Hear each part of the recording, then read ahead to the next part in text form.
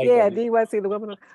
Hello, everybody. I'm Deidre Y. Cole of DYC, and thank you for joining my podcast, DYC, the Woman and the Warrior Show. And today I have with me a dear friend of mine, a special guest, my brother, my warrior brother, one of my teachers, Sijo Shaan Davis. Thank you so much, Sijo, for joining me today. Thank you for having me. It's a total honor. Oh, yeah. How long we been trying to do this? 3 years? No, I know it's been a minute. It's been a minute, right? But Yeah, anyway. about a month or two, we tried to get this together. No, Right? I mean, when we first started talking about it, it's been some years, right? Yeah, a couple of years, But, absolutely. but we thank God for his perfect divine order and his divine timing. And before I even get started, I want to just, give him honor and glory and praise and thanks for allowing us to be here today. Absolutely. And ask that he would come in, intervene during this interview, take control, take charge, and that it would flow in the way that he wants it to, and that everybody watching would get something out of it, and that their lives would be better because of it. Amen. Amen. Yes. And yes, and I want to first, before we get started, offer you publicly my condolences. I understand that you lost your dear teacher today, and I just wanted to tell you that my heart goes out. I'm praying for you and for his family and everybody that loved him. I've seen a lot of stuff on social media today. Unfortunately, I didn't get the honor of meeting him. I'd heard about him many times, but I didn't get a chance to meet him. But he is definitely, you all are in my prayers. So Thank you so much. to you. Yes, indeed. So I know I can tell he meant the world to you because I know you talked about him a lot. Yes, absolutely. An icon in my life, and others. And Yes, indeed.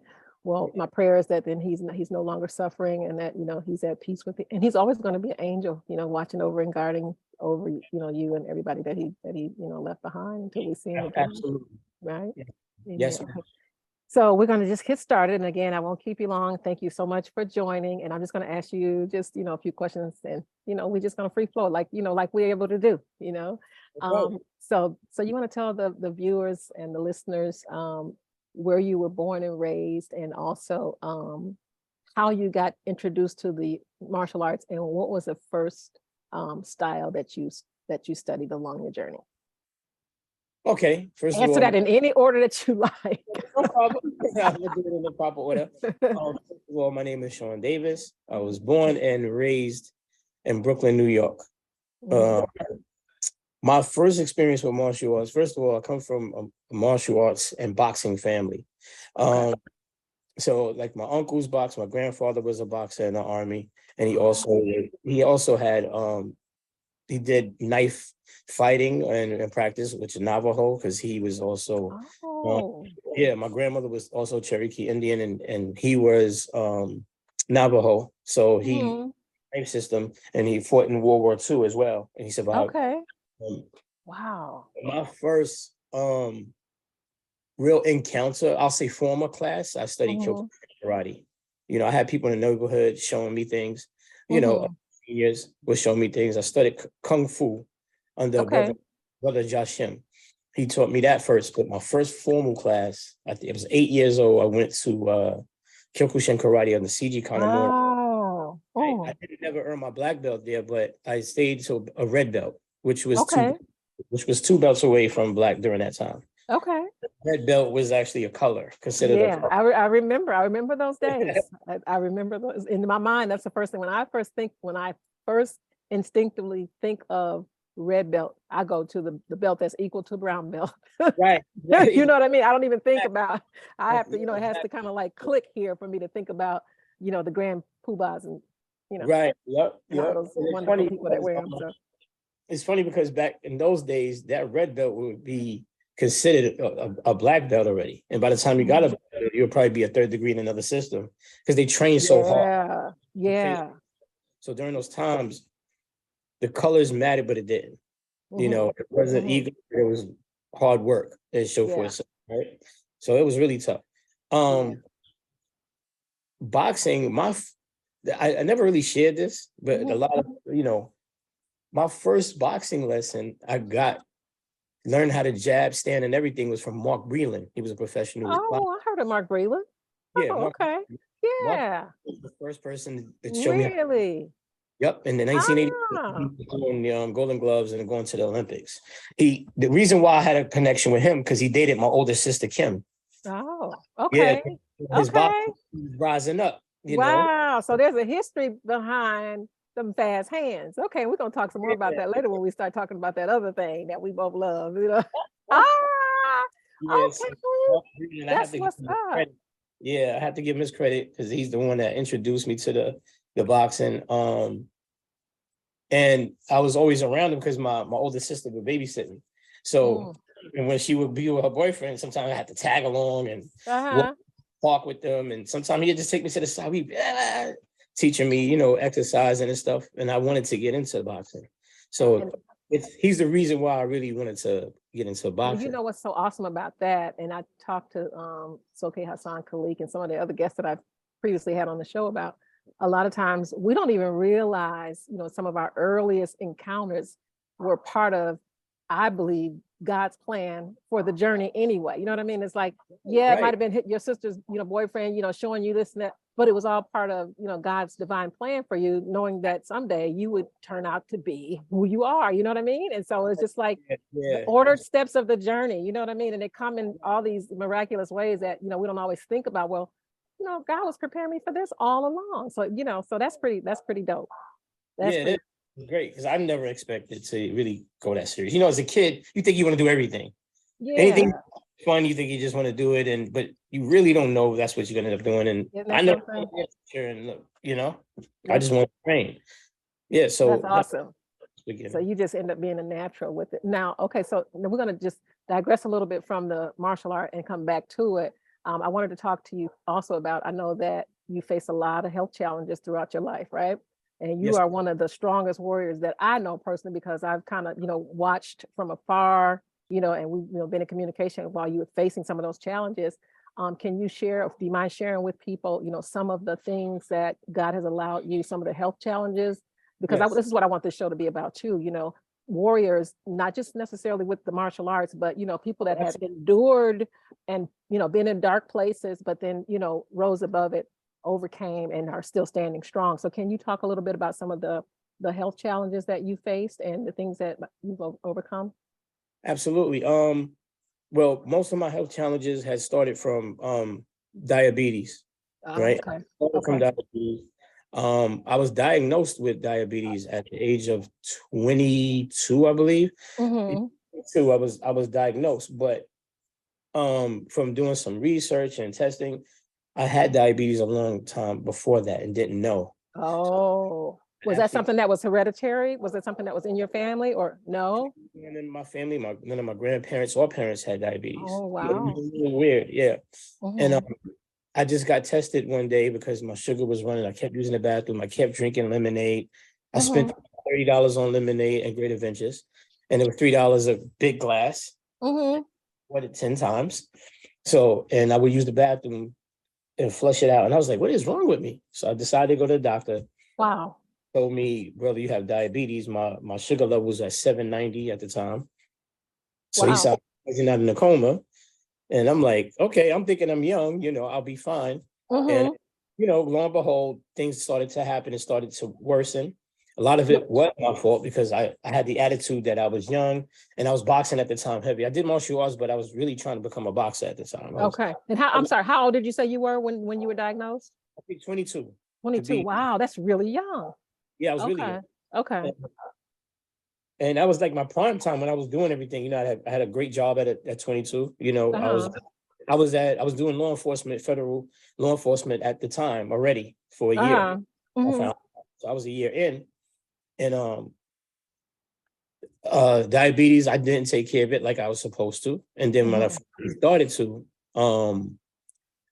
the insulin and the medications really didn't work. So I started Mm-hmm. to get all the cons that come with having diabetes. Like, Okay. to be honest with you, I've suffered from every single symptom that diabetes causes, or every problem, or whatever Mm. it causes, except for permanent death. Wow.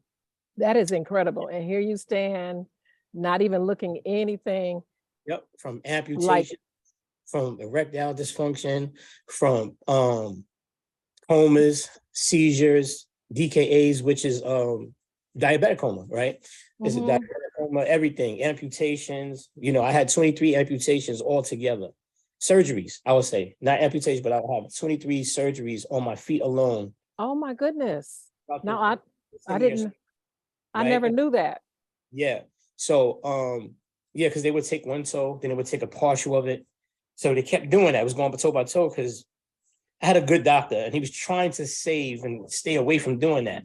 So he would do partial amputations of the bone, you know, bone infection. I would just get bone infection removed. So I had to keep opening my foot. For some reason, it would always attack my feet, and my legs and feet had the most circulation. So it confused them. It was like most people with great circulation don't usually have these problems in their feet, and it's attacking your strongest part. They didn't. We never got it. We still don't understand to this day why I would always attack my feet. I thought it was probably because of the abuse of me doing martial arts. I used to be kicking trees in the park, barefooted, all kinds of craziness we used to do. Right. So I thought it might have been that. But I had great circulation, so it couldn't have whatever it was. I've been through that. I was blind for 6 months to a year. With one eye 6 months, then the other one went in for a whole year. I was blind. I had corrective surgery. Not laser. During the time they didn't have laser. I had to get the corneals and the retinas actually cut out and put plastic lenses in my eyes. That is unbelievable that you have endured all that and that you stand there or sit there right now not looking anything at all. And if had you not shared the story, I know some people that know you've been through a lot, but people wouldn't even know that because literally, I don't know, I might be dating myself when I talk about the bionic man, $6 million man and all that. I mean, my goodness, you are a living, breathing example of God's grace and his healing, his healing virtue and the tenacity though, to keep, what kept you fighting? You know what I'm saying? What kept you, because some people surely would have given up. What kept you, what was it that kept you to where you said no? Because I'm sure it had to be something internal. Do you think martial arts or anything had anything to do with that? Definitely, because I came up traditional before I got really, I came up traditional and very spiritual. Spiritualism was heavy in the martial arts during the time I was studying and with the people I was studying with. They took it very serious. So strength, endurance, and stuff like that was very important. Resilience was very heavy. And when I was studying ninjutsu at the time, it was plunged into us, part of it. And two, I'm just a person, naturally a person, and divinely, because I don't have nothing natural without God giving it to me first, right? So I don't want to not include him. I just believe in fighting all the time. And I always feel like if I'm not satisfied with what I'm getting or something out of life, I'm fighting for it, whether I'm in a hospital bed, whether my leg is broke. If my leg is broke, I'm working on my hands. If my hands is broke, I'm working on my feet and just my body. I feel there's no excuse, no for anything. There's always a way. And I know that to be true because I can remember a couple of years ago, you were insisting on still training while you were in a hospital. We were doing some blade training. And I'm like, okay, if you want to, let's hop on here. I'm like, you just refused to quit. That is just so impressive. Thank you for, thank you for. Also, I was so heavy into the art. I also felt, what if I really get sick and somebody's trying to attack me while I'm weak? If I get used to doing that, then I won't be in an unfamiliar territory if it randomly happens. That's why I'm so heavy on sudden violence. Right? Most people go like, oh, I'm too tired. I don't feel like doing that. That's when I do things. I do things when I'm exhausted and don't feel like it. I don't care if my leg is broke. I'm still gonna fight you. Still gonna fight. You understand? Yes, so I do. I do. Yeah. And that's what warriors are supposed to do. Not only physically, but spiritually and mentally as well. That's what they're supposed to do. You're right. It starts here, right? It starts in the mind. Absolutely. Spirit. It starts in the mind. Spirit. Yep. Absolutely. Wow. It's your heart, then your mind conditions it. And then once your mind is conditioned, you respond to it. So that's when the physical action, right? Yeah, I just felt that way. I always felt like I wanted more, life. And I always felt that I can offer more. So, brother, you are an incredible example to so many, me included, about, just the will to keep going, the will to keep fighting and to not give up. So thank you for that. And we're going to do a part 2, if you don't mind. I'd like to do a part 2 another day, and maybe we can do it live on either IG or Facebook or something like that, so other people can maybe join in, ask questions Absolutely. and comment and stuff like that. But Well, like I said, I don't want to keep you all day, but I do have a few more go questions. ahead, And let's rock. thank We you here. for thank you for sharing that with me. Okay, so you talked about some of the styles that you studied, that what you started off doing, and your boxing. And are there any other styles that that you trained in? And then I want to talk about your unique style Okay. that you've created Yeah. and that you teach, and talk a little bit about that. And so yeah, so first, what are some of the other arts that you've studied? Well, I mentioned studied with basic karate, like everybody did in the hood, right? So I Mm-hmm. with karate, and I told you boxing was my thing. I was trying to become a heavyweight boxer, which I did for an amateur record pretty well. Okay. Um, but after my eye surgery, I couldn't no longer box Mm-hmm. because if I get hit there, Yeah. we do the surgery during that time. This was in Okay. 2001 when I had my Okay. eyes. Okay. Because there's plastic lenses in my eyes, right? So they told me I won't be able to box. So what I did is just say, let me just train people. Let me train younger dudes to get their Mm-hmm. hands and for discipline. Mm-hmm. Then a lot of styles I practiced from traveling with my job, Okay. right? Because I was law enforcement, Mm-hmm. federal officer for ICE, right? And Mm-hmm. they work together. So Mm-hmm. during that, I would just meet all kind of people. Mm-hmm. So I started picking up jujitsu, right? Mm-hmm. Mm-hmm. Dad taught me jujitsu, and Mm-hmm. after that, I got into ninjutsu. Then I went to when I moved to Maryland, I studied jujitsu and judo, and we beat everybody. Okay. During that, I was an Okay. excellent. I was an excellent Oh, judo. A lot of people don't know that, but yeah, I didn't know that. yeah. My teacher Mike Vieta in Baltimore, Maryland. We Okay. were in school at the time in the Mid Atlantic, so yeah, it was from Senior Dojo, right? And my Uh-huh. teacher, Foreign Legion, Mike Vieta, Mike Vieta, and Butch Vieta. So they trained me really well. And during that time, I moved to Maryland. I didn't have a job, but I wanted to Okay. train. Okay. So Mike Vieta, real short Mm-hmm. white pale man. He looked like he's don't like people at all, Uh-huh. right? I was intimidated. I go to this guy's dojo to ask him what they train here. And he sat me down. He was like, hey, brother, how you feeling? He was really nice. He was really kind. And he Mm-hmm. was like, he asked me what I study. I said, I do. During that time, I was training Sanukis. See, Okay. Okay. Muhammad and Fort Greene projects, right? Okay. I was moving around with that. See, Mm-hmm. Mm-hmm. trying to share things that I really didn't share with people, Okay. but Okay. all could be checked out, right? Yeah. Oh, I knew it was a whole lot, to Oh, your yeah, training. You know what I mean? But we just never had sat down and talked about. But yeah. but yeah, we'll get more onto that. Yeah. So okay. So Um, that was in Baltimore. yeah, so in Okay. Baltimore, I told him I did jujitsu. He's like, oh, really? He got excited because that was his main thing. Jujitsu and judo was the school, right? That was their primary. Mm-hmm. And when I saw the record, I was like, oh, I got to train here. Mm-hmm. He told me if I could come there on a jujitsu night, which would be a Tuesday. That was a Sunday I walked in there. He was just in there by himself. He said, if you could come in here and show me something that we feel is useful and we like, Mm-hmm. get on the mat with some of our people, I'll let you train here for free forever. Oh, okay. So I came Tuesday. I joined the class. Mm-hmm. Normally, as a student, I was Mm-hmm. hyped. I was excited. I was like, this is fun. I got so Mm-hmm. nervous when he said, okay, we're going to have Sensei Sean from New York. He introduced me because everybody's looking at me, who's this guy? Uh-huh. I get there. I teach a couple of things. And I said, I'm studying these guys to see what they do.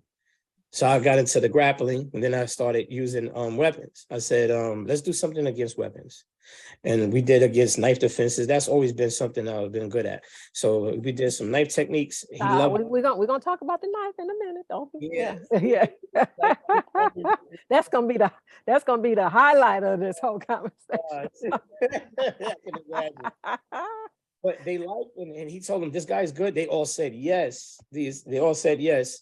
I was the only two of us black guys in there at the time. It was all nice white people. They were Christian, beautiful people by spirit. They just welcome anybody to their school as long as you came in there correct, right? And I was so thankful. I didn't have no job, and the man said, "Come here," and I went 4 days a week, Oh wow.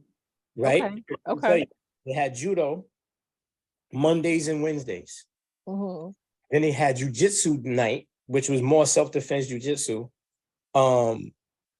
Tuesdays and Thursdays. And Okay. Saturday, he rented out a school there. He rented out his school on Saturdays and Wednesday nights, Mhm. training ninjutsu.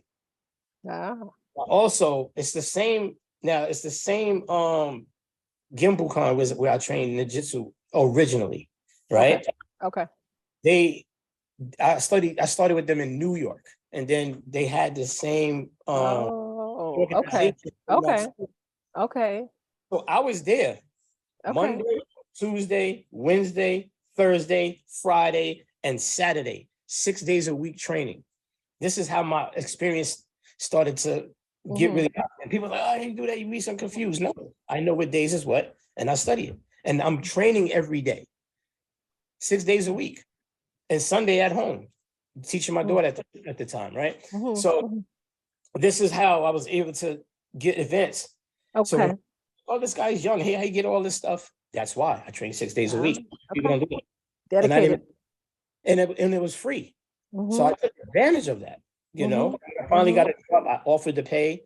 He was like, no, I gave you a word. So what I would do is just donate things to the school, pay for when we did the tournaments and stuff, I would pay for some of the kids and the awards. Mhm. That's what I did. Mhm. Mhm. It You know, still goes back to being dedicated, whether it's free or not. The fact that you were dedicated to I doing was it so and hungry. still showing up every day, that Oh yeah. shows dedication and discipline and all that. You know what I mean? That shows what you're made of. During those times was my worst health times. Oh, look at that. I was skinny, and there was this girl named Sarah. She was Mhm. like a toothpick, but she threw me all the time. Mm. She won all of her fights. Her judo fights. She would throw people. She was so good. Mhm. Sayanagi, the shoulder throw. She was every Mhm. with that, or the Mhm. hip. Either one of Mhm. those. Mhm. She would throw me so easy, and I'd be like, even when I knew it was coming, it was just still bam, and I'm like, I was like, Sarah, for you to be so light, how easy you just tossed me. It was just beautiful experience. And then from Yeah. there, um, that's why I studied JKD and got into Kali. Ah. My Do you see what's playing in the background over here? Oh my gosh. It is- I, We're gonna talk about the collie in a minute. yeah, my best friend I went to school with lived Uh, in Philadelphia. So I would go to Philadelphia to see her, and she used to come and get me from New York okay. sometimes. I got a Mhm. lot of vacation time too, so I took advantage of it. Okay. I stayed in it was called Cherry Hill, New Jersey, Carroll Mhm. West, martial arts. This Okay. is when I was introduced to the authentic Kali and JKD. That Ah. I was there, and I was also learning CDT training there, which is compliance, defend, and takedown. Right, Okay. it's non-lethal for people that work security, bodyguard work, or law enforcement. Mhm. Right, Mhm. so that was a Mhm. program. I took those three. They had a big Okay. taekwondo program for the children. Oh, I It was see. a giant school for kids, but adult night is when Mhm. you learn the other stuff. So I was introduced to the blade there. I started Okay. in JKD there. Mhm. And once I got to that school, it was a wrap. Okay. It was a whole Well, different thing for me. since we you didn't kind of like segued us into the blade. I was gonna bring it up later, but since we there, let's stay there. Yes, The blade.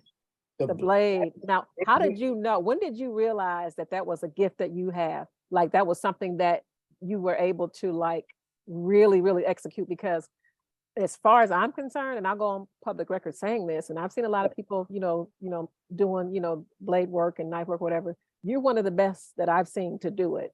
thank One of the reasons why, I reached out to you, to train, and you took me on as a student a few years ago, and I must say that you taught me a lot. I mean, yeah, I had some, basic little, experience, but nothing like what I've learned and what I'm still learning because, it's a progressional thing. And, yes. I don't know how do you think I'm doing okay? I know You're, I got a great teacher. So you're already a first level knife boxer. yes, Oh, indeed. I had first I level don't think knife those are boxing. what I made, right? From yes, you did. I tested, you promoted me to that. And also I have a fifth degree. Some people may not know this, but I have a fifth degree black belt in your system that you didn't hand to me that I studied, trained hard, and tested for in Absolutely. person. in Yes. North Carolina, in North Kakalaki, and with a whole audience Yes. and crew of people. We Yes, wouldn't know you were gonna indeed. do it. So let's That's talk what I'm about. gonna do. I want to talk about the blade, but also at the same time, I want to talk about your unique style of Shaan Davis combative system. How did you decide? How did you form that, and then what is it that you like specialize in? What is your specialty, and why did you pick that to do and to specialize and to teach other people? Because I know you got a lot of experience in a lot of other things, but what Yes, was it yes. that what did you use to like combine that, and why, and what is it that you what is it that you specialize in as far as like training in you know training in My other students? Mhm. my specialty in training is my handwork, Mhm. right? Firstly, my Now, handwork. Um, now, I know this, y'all. I'm just asking so that right, y'all right. can learn. You Handwork, know what I'm saying? because I was always really slick with my hands. But Mhm. then I became really great with the blade. And you have all kind of blade people that do blade and say, "Oh, this is that won't work," whatever. I Mhm. don't Mhm. know because none of them fought. I've been Mhm. cut with the blade 16 times. Mhm. Okay, that Mhm. so me learning the blade, I wanted to be different and very practical. Okay, I got Mhm. cut 16 times, and thank God they weren't stabs. Okay, there were stabs, I wouldn't be here today. I got cut. I still have the marks on my arm. Now, were Right. you getting cut training, or were you getting cut I out was there? getting cut because they were trying to jump me in Brooklyn. Okay.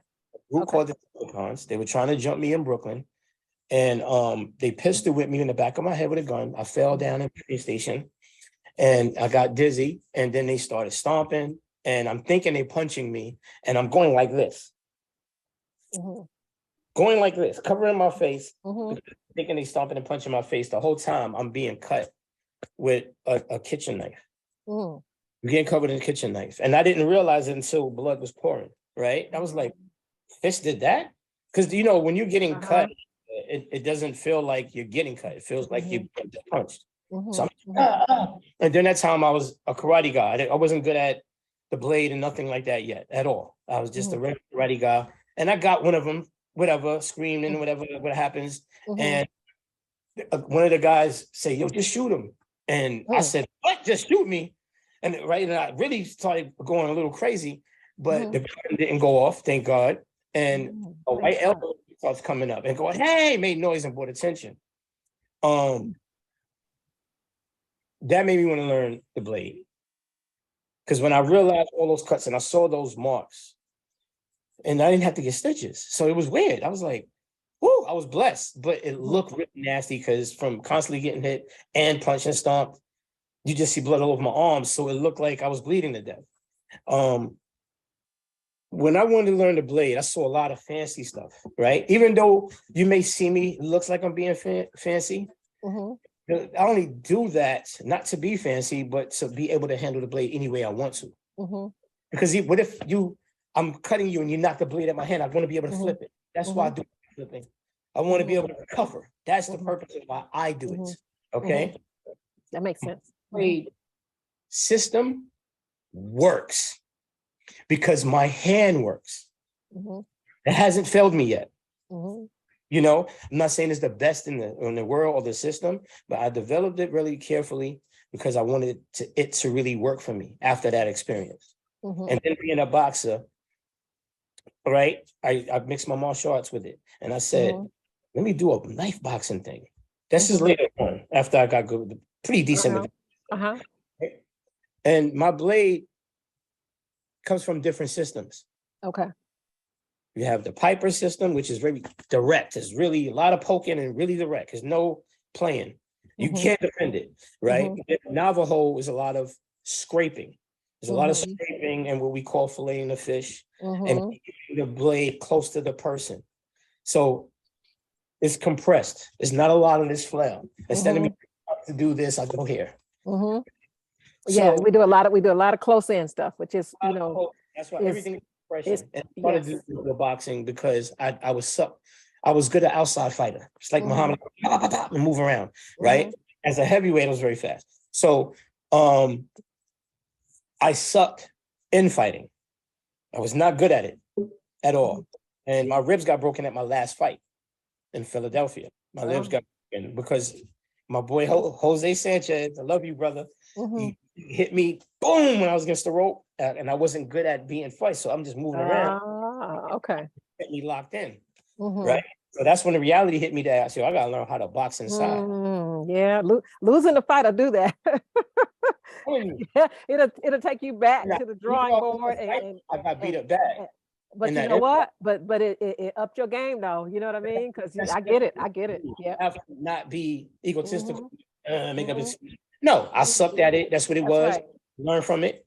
And one of my teachers that really helped me with the compression boxing, that made it make so much sense and simpler and dynamic to me, was Tommy Carruthers. Tommy Carruthers, thank you. He's a legend in the JKD, an excellent boxing trainer. Okay. Things took me to a whole nother level. I love close fighting anyway, especially self-defense, right? And then what upgraded my blade was learning Kali. And I learned Kali from all types of people, okay? I've touched around all over the place, right? But David Crosby gets the first one because that's where it was introduced, number one, the blade system. And he was really, really street at the time. He worked in law and he was excellent. He's probably the best blade guy I've seen besides my current teacher now, which is Grand Tuhan Supremo, Leo Jr., right? Kitty Tertia Kali, right? He's upgrading my blade to a whole other level. You know, when I thought I was good. That's awesome. I'm happy. I'm happy for you because guess what? Don't up my game too. Yes. Yes, indeed. So I came up with my system. What I wanted to do, out of all the arts that I studied, I wanted to take the best stuff that I felt worked. I get that. In the street. Right? Because we did the Kyokushin tournaments and all that. I come from the background as well. I talk a lot about it because the way I grew up was. So it's about the system now. It's about survival. And then we did enforcement, so I started getting more into self-defense and protection, really heavy. So I wanted to come up with things that worked. I took the stealthy version, the stealthy art from ninjutsu, because everything is stealth. With my boxing or with this, if I didn't know how to throw, judo. I don't throw as much as I used to because of now my leg situation, right? It's risky depending on the throw I'm doing, right? And then we did BJJ also in the jiu-jitsu spot, right? I just took elements of all stuff that I had experience in. I felt that I can actually use in the street. It will be easy for other people to learn. Got it. System out of it. So my system is based on my perspectives of pieces of different arts that work together. Isn't that how all systems are created though? You know what I'm saying? It's like you didn't do anything different than anybody else. You know what I'm saying? You just took what worked for you, what you thought to be the most practical, the most deadly, the most whatever, and you have combined. That's what most people do. Now the difference is people just jumble things together. Yeah. Do that. Okay, tell me what you did. What's the difference? It makes sense, right? For instance, if I'm doing the Wing Chun chain punch, right? I don't have to do that 10 times. I may just go 1, 2, groin kick, a karate groin kick, and then a Muay Thai elbow. Okay. It's slow. And I'm not thinking of, okay, let me do Kali now. Let me do Taekwondo now. Let me do Jiu-Jitsu now. No, I'm doing what makes sense. Okay? So whatever flows, you have to be able to change. If the person grabs me after that, I don't have no grappling. So what you're saying, so the rhythm, the flow. For all grounds. Now, I don't share a lot of things that I can do and cannot do because it's not for me to give everything to everyone. And you don't need to do that. You don't need to do a lot of similar things constantly because it's the things that I like to show, right? But like we talk about, if they want it, they can come get it, right? Come get it if you really want. Come get it from you. We just put a little bit out here, a little bit out there, and I'm the same way. We talk about that. We don't put everything out there. And he only good with the blade, and I'm like, okay. Think what you want to think, but if you really want it, Yeah, just come train with me Yeah, and you know what I'm saying? work on Absolutely. whatever element you have. I can do it. You know? Absolutely. And I end up teaching the guys I worked with in immigration, and I was teaching those guys because they was doing things I call wrong, right? And they looking at me, who's this young guy telling me I've been doing this wrong, and we've been doing this since the 40s. You know, we law enforcement, we know the tactical, and I'm like, yeah, but I know things that's better, and I had to humble myself, stop saying that what I have is better. I know another. I know another way. You know another way. That's the way to do it. You know, because I see a lot of things, and after I got, did they? I'm sure they appreciated you sharing absolutely, that. You know, after it was said, yeah. yeah, absolutely. So I have this. This is why I have NYPD. Anytime I want, I can go and say, "Hey guys, you want to do this and that," and they're open to it. You know, because they've actually experienced me, not just looking at a video. You know, and I'm just grateful for it. Yeah, because I've been blessed to be with dynamic teachers. Some popular, some people don't know. I had dynamic teachers, and I had other teachers that gave me some stuff, whether I use it or not, right? That's something to offer. And that's awesome because, and I think another part of it too, that people might not realize is the way that you were able to take those things and to, you know, put them together to, you know, use what you felt was, you know, the most effective and make it your own. And now you teach, you know, your own, you know, Shaan Davis combative. A lot of people may not know, you know, just how artistic you are too, as far as, you know, having other gifts. And you think like a, you know, because you're an artist, right? You're a graphic artist. People don't know, you know, that you do a lot of other things outside of the martial arts that are still considered to be artistic because you are an artist. Can we talk a little bit about some of the things? I know you've done a lot of things, some things you haven't even talked about before, some things you probably don't even, you know, but can you talk a little bit about some of the artistic things you do as far as like, you know, that you've done as far as like, I know like film stuff and designing, music, rapping and all that. Can you just kind of touch on it a little bit? Yes, I'm also a multi-award winning director for film, small films, independent, I'll say, I won't say small. Independent films. Also worked on some Hollywood films. I know you've done some ghostwriting and stuff too. Oh, absolutely, yes. Ghostwriting for rappers that's out here.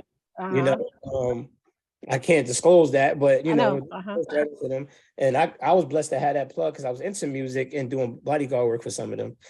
So they were like, "What? You know how to what?" You know. So ghostwriting.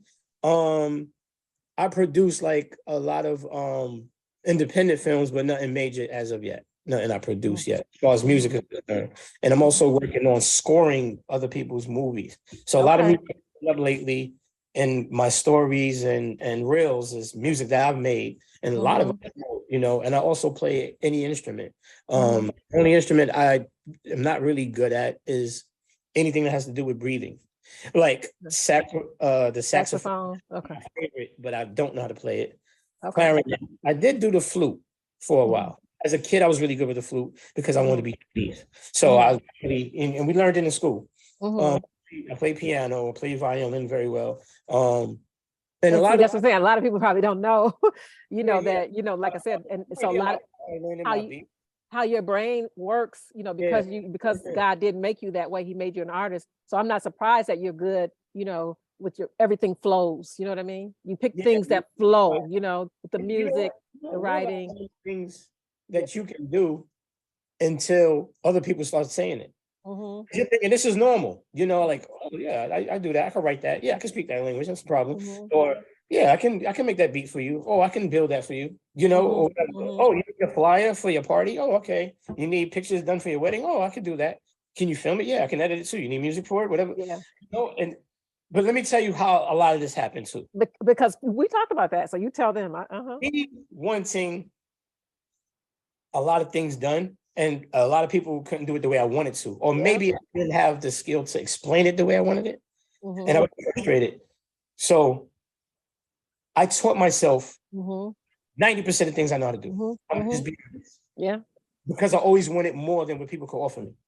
So I said, let me learn to do it myself. I just went and bought a beat machine, right? learn to play beats. Mhm. Instruments by looking at people play them and learn what is do, re, mi, fa, sol, la. What does that mean? Right? And then growing up in the Mhm. church, watching them play, getting up in the drums. One day I was 8 years old and I got in there and started playing the drums while he was having service. Mm. I kept staring at it. And I just went doom, doom, chat, doom. And they said, hey, that's cute. But they said, hey, get off. The guy, the preacher's preaching. I didn't realize, I was a kid. I was just hungry. So a lot of those things I just built. I just said, let me try it. And Okay. started doing it. And I y'all, haven't. before we end this interview, I'm gonna Yeah. ask him to spit some. I'm gonna ask him to spit some bars for. No, I'm just Me? playing. No, I'm not I'm playing. out of here. You're crazy.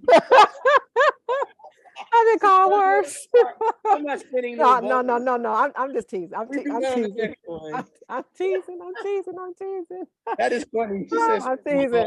Okay, but listen, no, that is so dope, though. I mean, just the background, the history, and I'm sure a lot of people that end up watching this interview, they're going to learn so much more about you than yes, yes. just the guy that is so dope with the blades. It's like, oh, I didn't know that or whatever. You know what I mean? So I just want to give you your flowers because you've helped me tremendously. I know you helped a lot of other people, and I just want to, give you, your time to shine, and so people can find out more about you too. But before we wrap it up, and again, we're gonna do a part two because there's so much to cover. I Yeah. wanted to talk about. Okay, so we talked about some of the other things the artistic stuff that you're doing. I know you're working on a lot of things. So Yes. tell everybody how they can get in contact with you if they want to train or if they want to reach out to you for any of your services or anything like that. What is like the best way, a website or or social media, whatever? What is the best way that they can contact you? You can contact me on Facebook, Shaan Davis, spelled Shaan. Hmm. First name is it's spelled very unique, like Shan or Shane, people say. Hmm. Shaan, last name Davis, Davis. I'm on Hmm. there. You can hook me up on there, look me up on there, or you can also email me at jindoarts@gmail.com. That's JINDOARTS@gmail.com. Sorry. Okay. Jindoarts@gmail.com. Those are the best things. And I can just take it from there if they contact Okay. me. And I I'll be want to another thing I want to do before we get out. I want to give a shout out to your master student, Master Donald. Donald. Donald's the bomb, isn't he? Gotta He say is, the whole name. the Donald. Shihan. Thank you correcting me. Donald. The Yes, Urban indeed. Ronin. Urban Ronan. That's my Ryan, friend. That's my brother. he's the And highest ranking student. I want to just yeah, say that he's doing his thing. yeah. Um, I'm proud of him too. I told him that he was going to have a great year. 2023 is going to be a great year for him because he's got such a big heart to teach and to share and he's got so much talent. You know what I mean? And I just believe that he's beyond. not anywhere near touching the surface, but I know that this is going to be a great year for him and beyond. And I know he thinks the world of his teacher.